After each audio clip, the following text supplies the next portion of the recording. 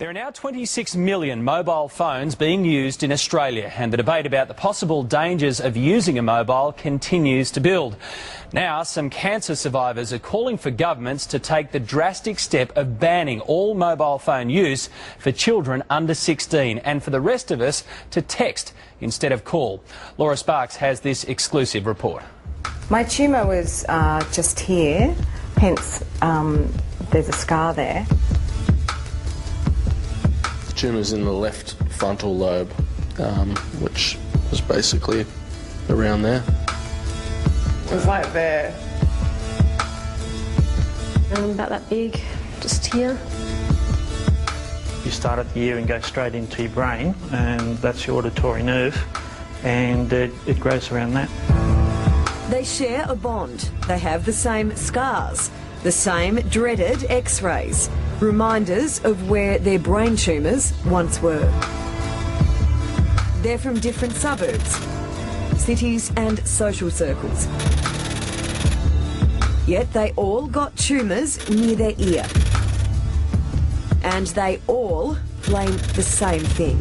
I'd use my phone about 2 hours a day. The area that it was here, and I mean, you put two and two together. I believe it's a lot of heavy mobile phone use. I just hope it's in my lifetime that phone companies are held accountable for this damage. Emily Sefton had the most to lose. She was diagnosed with a brain tumour when her son Jesse, now 2, was just 11 weeks old. I was just devastated.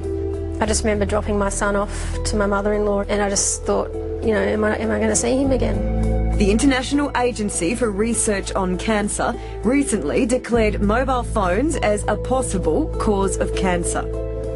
I feel vindicated in some respect. This latest admission doesn't surprise former mobile phone salesman David Smith. He first spoke to Today Tonight 3 years ago. So David, the tumour was just here, is that right, behind your ear? That's right, behind my right ear.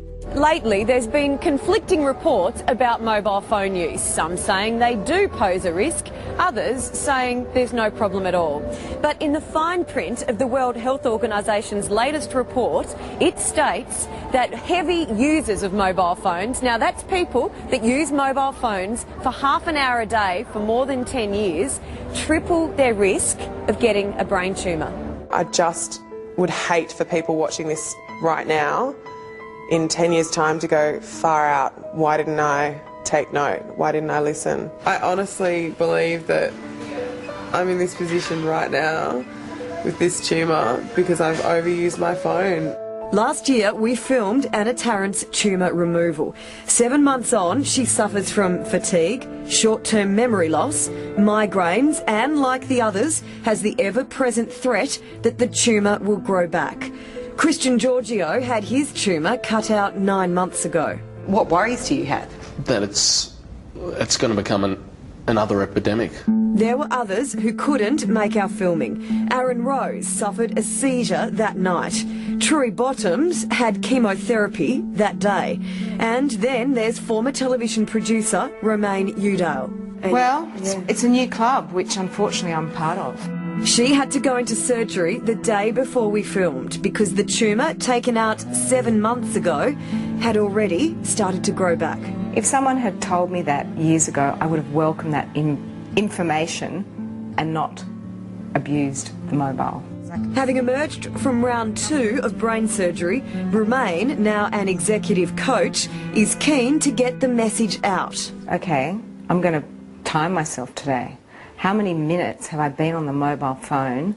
With no cure available for brain tumours, neurosurgeon Charlie Teo is worried about the possible link. We're seeing the increase in frequency of tumours in the insular region, which is this region right here, the temporal lobe, the frontal lobe. So it's right there where you hold your phone.